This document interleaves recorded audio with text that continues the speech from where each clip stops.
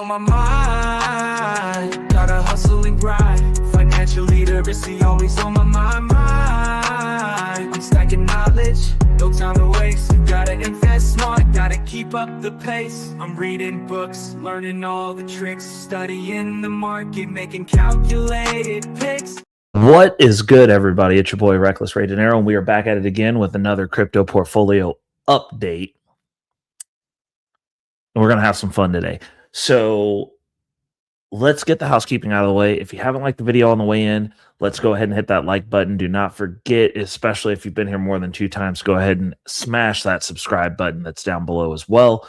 And for those of you in the Wolf Pack, and for those of you who are rocking out with me over here, those of you who enjoy the content, share the video, get me onto the algorithm. Let's get into it. So first and foremost, we're going to bring this up, bring myself a micro machine down here in the corner of the screen.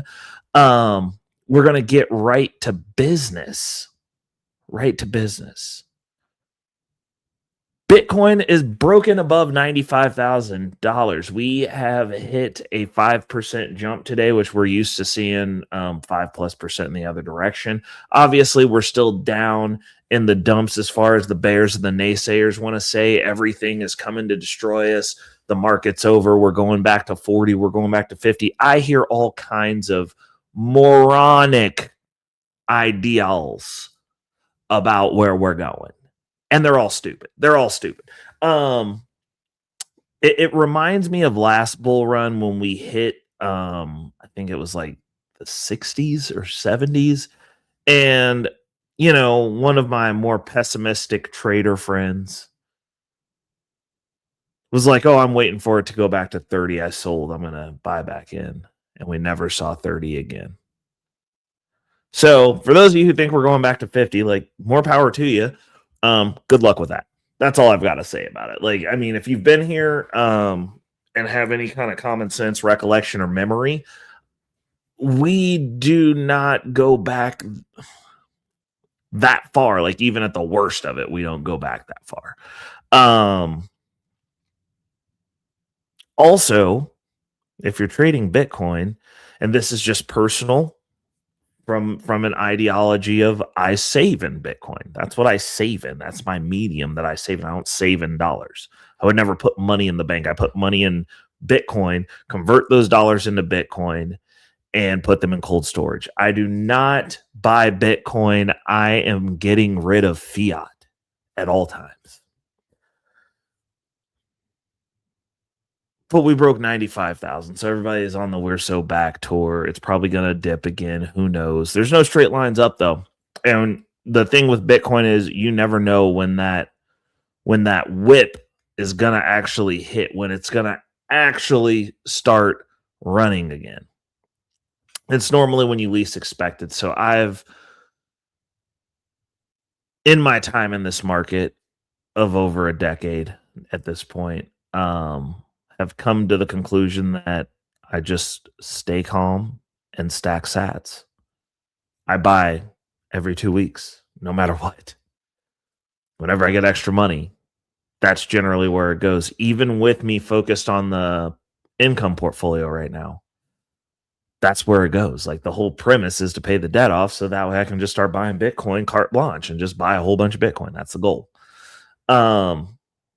So as of this recording, Bitcoin is sitting at $95,245.36.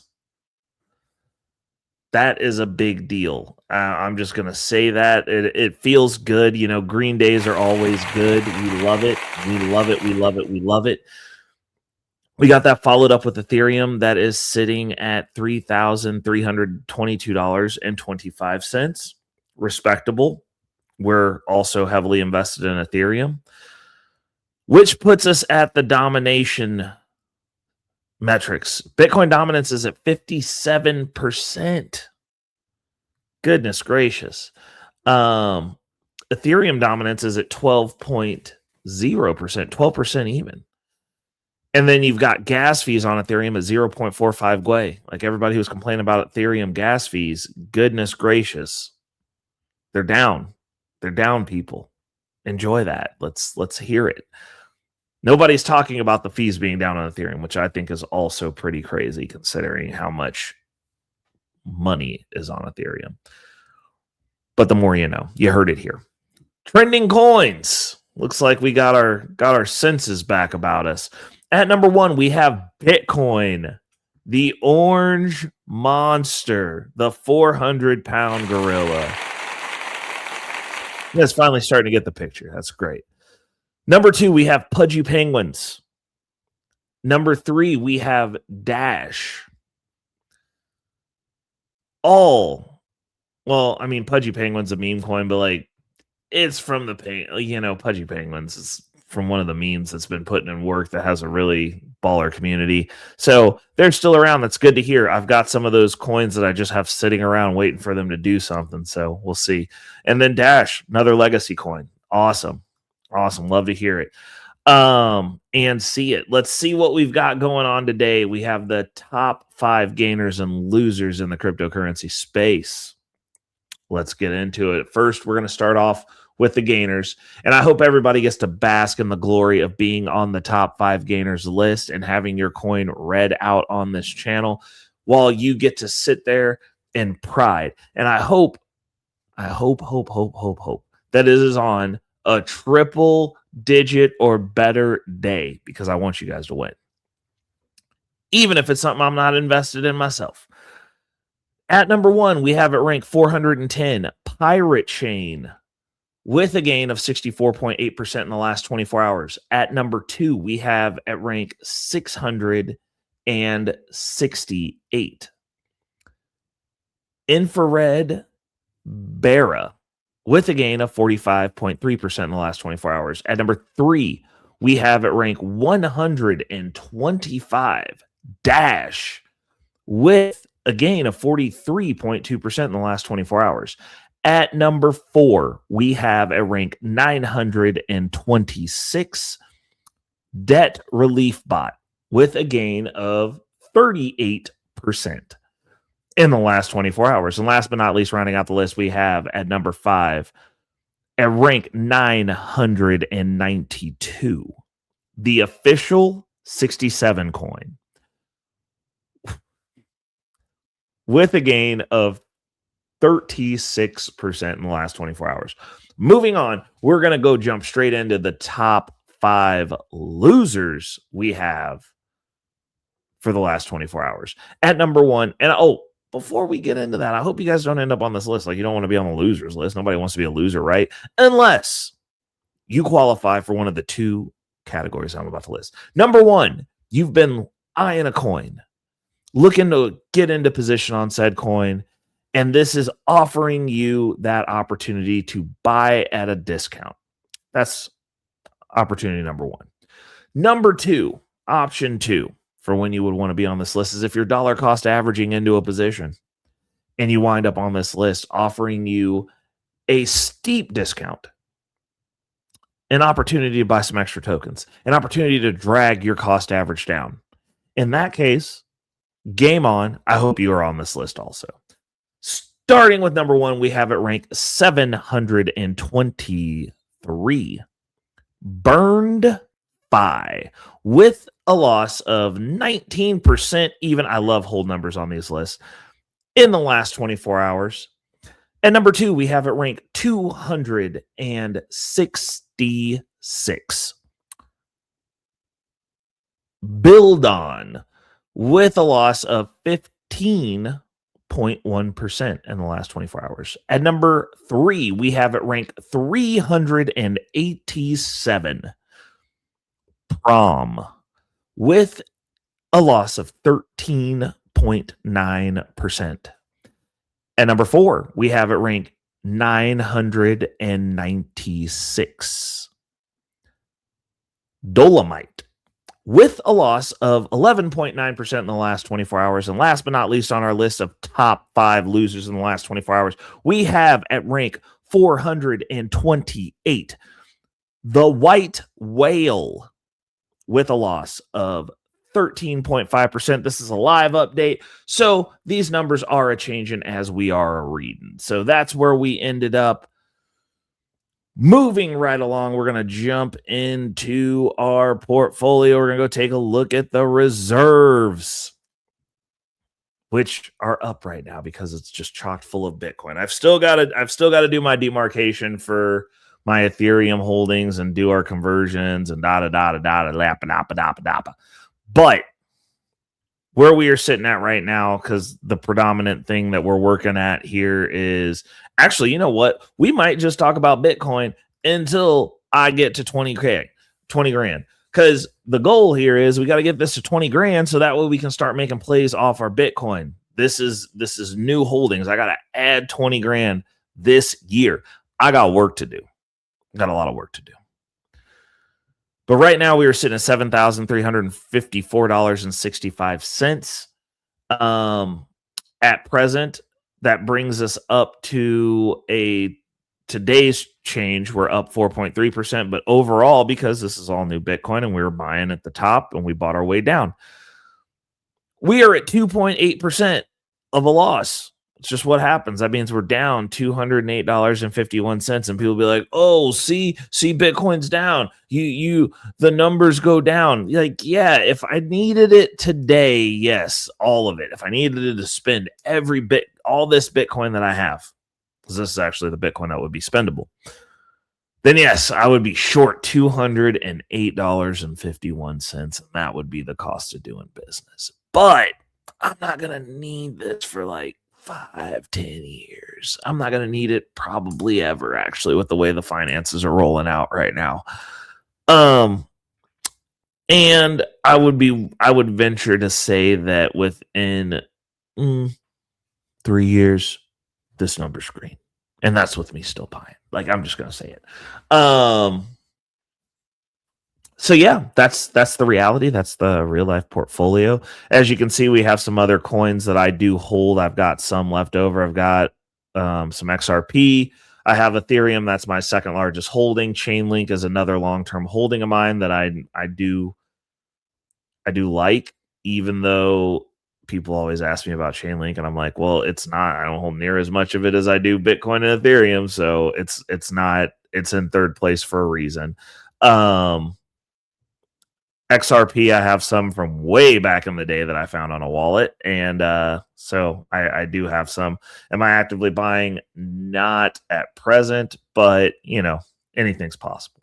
Solana is another one that I've put on my reserve list. Tentatively, we'll see. I don't know, because I have moments where I'm like, man, I should just go ahead and make all that Bitcoin and just call it a day, because then I could start leveraging. And then I mean, in all honesty, I would rather do that than cut my Solana position than sell off my Ethereum, which is something that I also talked about, and then buy back in. To be honest, like I would at 145, I'm okay with that. Like I actually, we're gonna have to go look and see what we got sitting over there, to be honest, because I don't know that would be a horrible idea at this point, because that would get me that much closer to that 20. You know what I'm saying? So we're gonna have to go check and see what we've got held on Solana, because all of that is active position. And I'm pretty sure, I think Robinhood has staking now, so I could buy Solana and stake it over there. I mean, it's the same difference at this point. I could buy the position back at 145. Let's see what. I don't know. We might do that. But yeah. Okay. So what are we going to talk about? We're talking about our topic today. I'm going to go ahead and get me at medium on the screen. We'll do this. Oh, too big. That is obnoxious. I don't like it. Boop. Go like that. Boop. Nah, same size. Don't like it. Boop. I don't like that one either. Boop. So that one either. Boop. That's better. I like that one. That's a good one. So we're talking about fully invested with Bitcoin. Obviously, we are currently running for this quarter a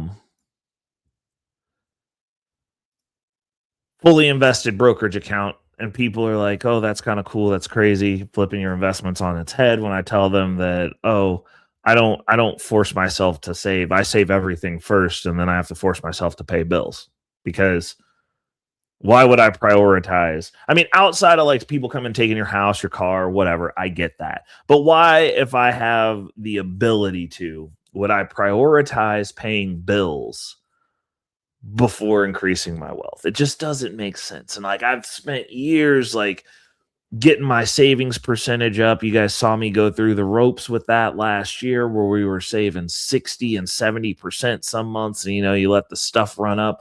But I don't want to increase my debt load. So the conclusion that I came to, that I've been experimenting with, that we're currently in the midst of an experiment with, if you follow our bag talk, we talk about it a lot over there. We're talking about the positions in the portfolio.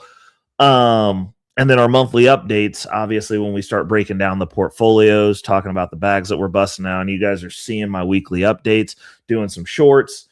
If you catch me over on TikTok, Instagram, Facebook, all the things, I'm putting out little shorts that are giving an update on what came in and how we're busting down the bag. It fluctuates. It's high yield. It's not consistent. But people, it's a different mentality and a different way of looking at things. And for me, again, Bitcoin's at the foundation of everything. I'm going, how soon can I get over to Bitcoin? Because while I do respect the tool that is high yield, I would like to be in a position to where I am all in on the thing that I believe in, the fastest horse in the race, the best, most solid money available, money that can't be confiscated, money that is mine. So what we are doing is we are working our way over to becoming fully invested in Bitcoin. That's the goal, is to have like enough going off of our high yield to manage day-to-day and manage loans, and then switch over to getting as much money going into the high yield portfolio or to the Bitcoin side of things as possible. And the high yield portfolio just repays the loan and we rinse and repeat. In order to do that, we've got a few metrics that we have to hit. We either have to have the debt on a schedule where I know when it's going to be over, when it's going to be gone, or it's got to be paid off more or less, or our income portfolio has to be, our primary income portfolio, that is, has to be producing, I'm going to say at least $7,000 a month. If we're in the sevens, if that portfolio can produce $7,000 a month, semi-consistently, I'd say if it's bouncing between 6 and 7,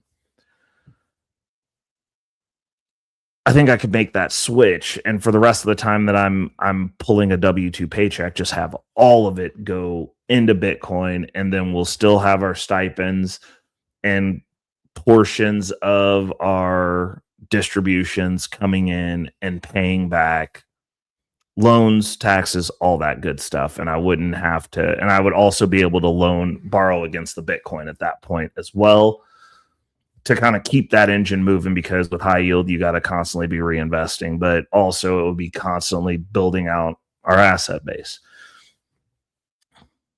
How we're looking to do that is I'm going to use a platform called Strike. And I've done a video on this before. I've got a referral link down in the description below.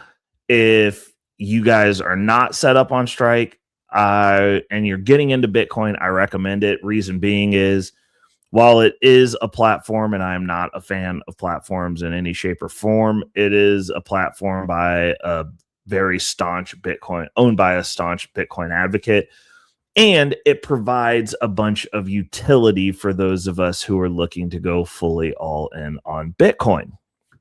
Now, obviously, you can buy Bitcoin there. That's a given. They're not a brokerage or an exchange. All they do is allow people to buy, sell, and utilize Bitcoin. That's the first thing. Bitcoin only. The second thing that they do is Bitcoin lending. This allows you to leverage the way the wealthy do, because unfortunately, the poor and working class, which most of us come from, who aren't taught anything about money, we believe that wealthy people are just out there and their brokerage accounts are just selling stock to get cash. And the reality of it is they're not. You'll sell stock to reposition. I sell stock to reposition. I do not sell stock. Well, I have before. I'm not going to lie. But it's like when I had to. Under normal circumstances, I do not sell stock to get cash to go buy things. Neither do wealthy people. They use their margin to get money to go buy things. And then they let the account grow. They pay the margin back at their behest, because margin loans, there's a couple of benefits that people don't tell you about, because nobody tells you about money. They don't tell you how money works. Why would they tell you about the benefits of money? So the interesting thing about margin is, A, it doesn't show up on your credit report. So when I pull out thousands of dollars in margin, regardless, even though I'm normally paying it back over the course of weeks, not necessarily months, but if I held it for months, it doesn't show up on my credit report. So as I'm using my margin to pay down consumer debt, my credit report gets cleaned up and the debt technically just switched to a spot where it auto pays off, more or less. The second thing is the interest rates are not as high, not even close to as high as your standard credit card. Most of you are paying over 20% in credit card debt. I'm paying over 20% and I have good credit. So you're also shifting it to a position where, in my case, the way that I'm utilizing it, it's automatically paid off. Secondly, it is at a lower interest rate, so I'm not paying as much interest. And also, since it's getting chunked down, I'm paying less in interest. And lastly, it pulls it off my credit report, so my credit score goes back up, so I can borrow more money for cheap to buy more assets. Bitcoin now, and I say this begrudgingly now, because back in the day, 2017, 2018, 2019, well, is a little bit, 2019 was about the year when that all collapsed. We had Bitcoin lending, and I was able to borrow at 0% on the platform that I was using, which was amazing. It was so great. It was so good. And now we get to borrow at 13%, basically. I know that on the screen it's saying starting at 9.5%, but it's based on the loan amount, and the loan amount that they're wanting to give you, 9.5%, is basically all the money in the world. But we'll go over that in a second. So Strike offers the ability to get loans. You can get down to 9.5%, but I'll show you what that actually looks like. The other thing that I like about Strike is it's 50% loan to value. So the loan amounts start at $10,000, which means if you get $20,000 on the platform, you can borrow $10,000 at a time. The loan durations are based on 12 months. You can pay back early. There are no fees for paying back early. There are also no origination fees. These are all the things in the industry that they nickel and dime you for when you borrow money from institutions. So this is an order of magnitude better. I do like this versus our traditional means of getting loans. It also allows you to start self-financing without giving up any of your assets or having to pay taxes. That's the other thing. When you borrow money from yourself out of your off of an asset, you don't pay taxes for that money. Again, I know a lot of you like to avoid taxes, even though you're poor. And I say that tongue in cheek, but I mean, I have never heard so many people since I got into high yield talk to me about taxes that are in a lower tax bracket than I am. It's insane. It's insane. Well, what about the taxes? Like, I'm getting income every month. Like, what are you talking about? That pays the taxes too. Like, it's not like I quit my job and this is the only thing I've got right now. Granted, at a certain point, I would be able to do that 18 more months. But poor people are so scared of taxes. They're so scared. I owed taxes last year. It was great. I happily paid my taxes. I also happily have more money than you. Like, I don't understand like where they think these people, like, taxes are a problem that you have when you're rich. If you are poor or working your way out of being poor or you're working class, like, if you get a tax return, that means you're not producing. Just so you know. Just so you know. Like, and I'm not pro taxes. I want them lowered too, but at this juncture, my priority is to make it so that I don't have to go to work. And you guys are basically insinuating that you would rather continue to go to work and have to and get a tax return for a few $1,000s a year because you just go to work. So you're living a peasant life and the government takes too much money from you. So they give it back. Like, you're not actually even doing anything. They're taking too much money from you. As opposed to being on the flip side to where they're actually just not taking enough money from you. And you don't have to go to work and you're not living a peasant lifestyle and you're not asking Biden to forgive your loans. But taxes, they got y'all so scared of taxes you'll never get rich. That's crazy talk to me. They got you so scared of taxes you're never going to get financially free. Because all the stuff that's tax advantaged also ensures that you work till you're 65, 70, 80 years old so that you can retire. I'll save taxes. And then you're going to pass away in like 5 years. Acting like you live to be 150 or something. Like you got a whole bunch of time after that retirement. Like you don't. You retire and die. That's what you're going to do. But you avoided those taxes. Shame on me. Okay, cool. And you're going to have to work that whole time too. It ain't even going to be optional. You're going to have to go do something. You're going to have to put the fries in the bag. You're going to have to go stand at Walmart and tell me hi when I walk in. You're going to have to do those things. But taxes, you go ahead and avoid those taxes. So one of the things that is advantageous and one of the reasons that margin and these types of loans against assets exist is it's a way to be wealthy and not pay taxes because you can still extract the monetary value at any given time from your asset and you can deploy that capital. And by deploy, I mean spend. And there's no taxable event because you did not sell your Bitcoin. It's like getting a HELOC on your house. You don't have to sell your house to extract value to get the cash value out of your house. You can get a HELOC, get a line of credit. You can do what you need to do. You pay the line of credit back. You still own the house. House is still appreciating. They get a little bit of interest. You get money on hand. You didn't have to give up the house. You get to live in it and be happy. I do that with everything. I do it with my brokerage account. I'm going to be doing it with my Bitcoin. That's the reason I'm ripping and roaring to get to $20,000 as soon as possible. Now, the perk of this is Bitcoin appreciates. So that $10,000 is in fiat money, which means that as Bitcoin goes up, so does the amount that I have sitting in there. Now, when it hits 20, I can start borrowing against it.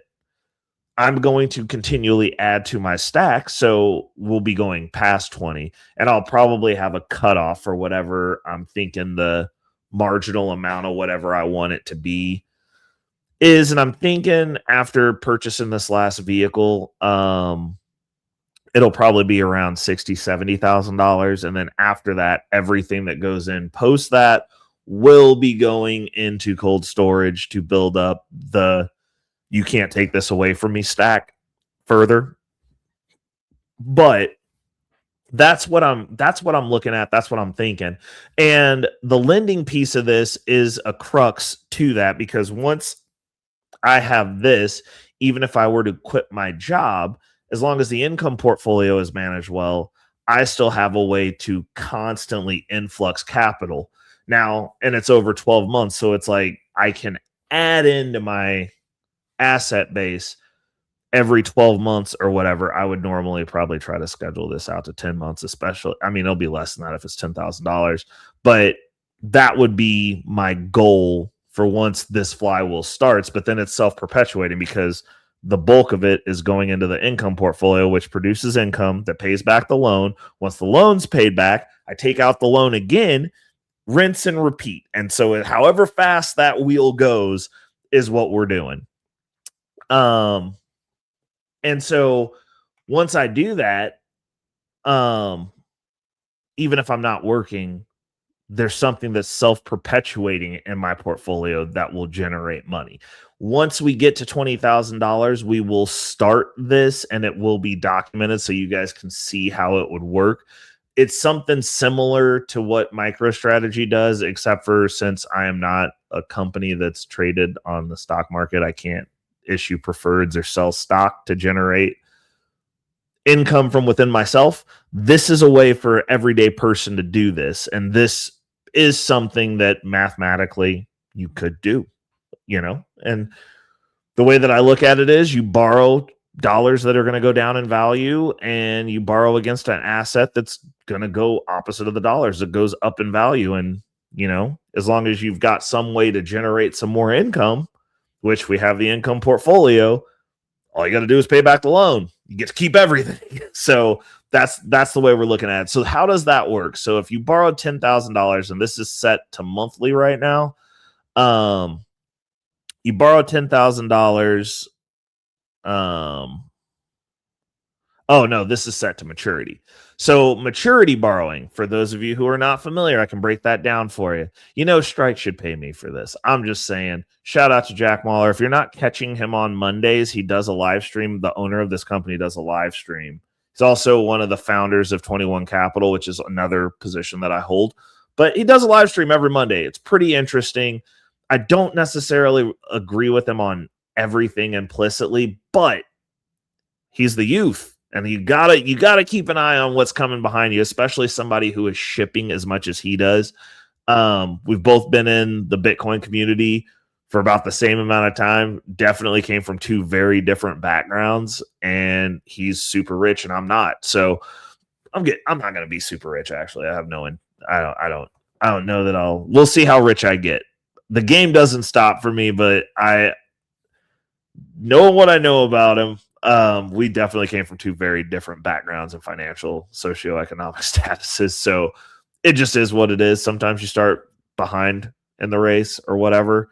But the stuff that he's shipping, he actually cares about the community, which is why I'm a huge supporter of it, which is why I'm doing this breakdown. I'll do multiple breakdowns on Strike because I like the platform. I like what he does. And I'm excited to see what ends up getting shipped from 21 Capital, because that is going to be very interesting. And I am an investor, and we're going to keep buying shares of that too. So maturity. When you break down and talk about a loan at maturity, that means you don't owe anything monthly, which this is more or less for someone who is financially responsible, because you're not having the expectation of paying a monthly payment. So basically you just owe them whatever you owe, whatever you borrowed, plus their interest at the date of maturity, which means that, like, if you borrow $10,000, that's the minimum you can borrow. The APR for that is 13%, which, oh no, but it says it starts at 9.5%. Advertising, you can get, it's tiered rates based on your loan amount. The minimal loan amount has the highest interest, and that's because these are coming from the market.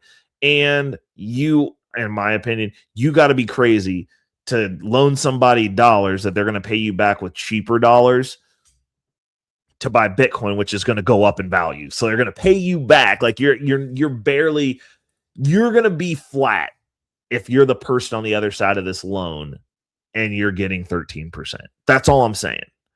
At best, you're flat. That means you loaned out $1,000 and you got the inflation back with your loan. So you're keeping your cash at inflation.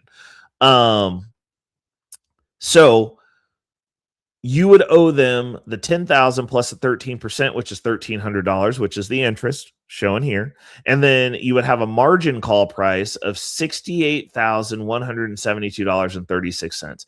Do I think we're going to see that number? Me personally, no. So I wouldn't even be worried about adding collateral to this. But by the time we're doing this flywheel, as soon as I start cranking this flywheel, we will likely be transitioning over to where I'm living out of this, out of Bitcoin, which means my entire W-2 paycheck will just get deposited over here to continually buy more collateral. So I wouldn't even have to worry about it because I'm going to get $10,000. I'm going to pay him back at the maturity date, but you could pay more. But at the maturity date, that's what you would owe, is $11,300. Now, when you kick this up, the rate drops. But like, look at how much you have to borrow to get the rate to drop. So it's 13% until you get to around almost $500,000. So basically, for most of us who are normal humans, unless you got 5 Bitcoin, but for the rest of us, I'm not borrowing $300,000. Like, that'd be dope. Like, cool. Like, I love that life because I'd be living out of Bitcoin and I would just borrow whatever I needed for the year and then pay back whatever I needed to at the end of the year. I don't know. But realistically, you're basically paying 13%. Whatever the lowest tier is for those of us who are on this channel that are on the grind, we're paying 13%. It just is what it is. It's a 12-month duration. So within 12 months, like, I took out the loan for the vehicle and to bolster my accounts and do some work around the house, $35,000. I'm paying that back over 24 months. The brokerage account is paying that back. We're living out of the brokerage.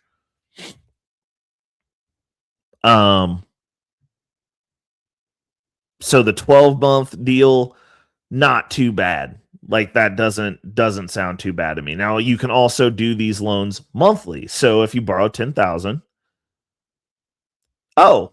you know what? They give you the better rate on the monthly. Make a note of that, people. You get the better rate on the monthly. It's a point low. It's a percentage lower. It's 12%. It's only 12%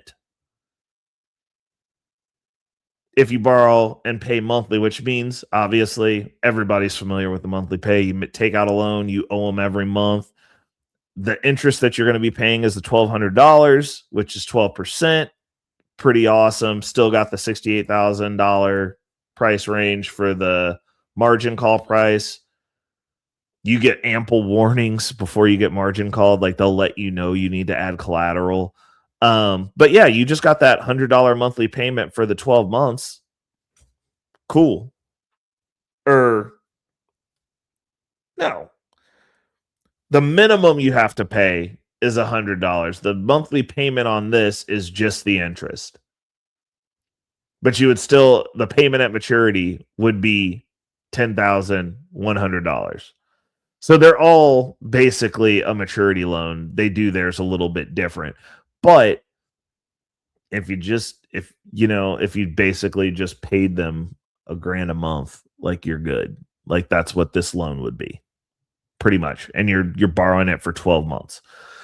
So another thing that they have on here that's super useful, especially if you're going to be fully invested in Bitcoin, and this is a platform that allows you to do that, is they have bill pay. Now, this is a big one. You go all in on Bitcoin, you can download the app, you have bill pay. It also gives you the ability to both get paid, which is what I do, and pay bills out of your Bitcoin stack. Now, me personally, I would not prefer to do that personally. But getting paid in Bitcoin, absolutely. And the reason being is, A, they don't charge you a fee if you get your direct deposits auto converted to Bitcoin. B, you also get to get paid in Bitcoin. It makes it super simple. And I've just got it set up, whatever I deposit over here, in a check form. Now, if I add cash, that's different. But if I get a direct deposit into this account from anywhere, it's Bitcoin. They auto convert it to Bitcoin as soon as the deposit hits. This also allows you to pay bills out of your Bitcoin stack. Now, that I would not do, especially since I have something that generates income. I would pull that out of the margin. The trick is if you're going to go all in on Bitcoin and you don't want to do the TradFi stuff at all, which I understand, you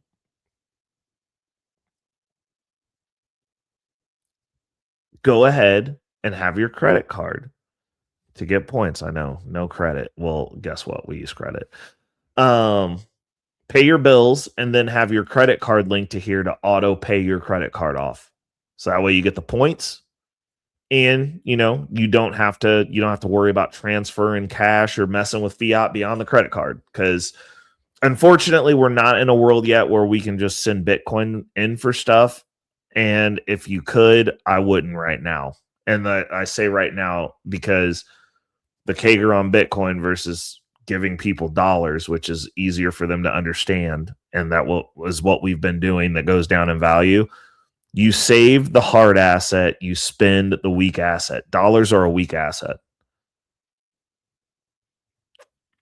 And it's that simple. That's the reason I don't trade Bitcoin. Like, that's crazy. That's like trading gold. Like, I get it. It's gone up in value, but all you're getting is dollars. Dollars are going down in value. So like, now you have a bunch of dollars and no gold. Now you have a bunch of dollars and no Bitcoin. It's just what it is. And so they have that. Let's see here what they got. They got payments here. Oh yeah, they got a global payment system. They can do that as well. I think that's basically what I got for you guys today, though. But that's one of those things that's very, very important and useful. And it's a goal.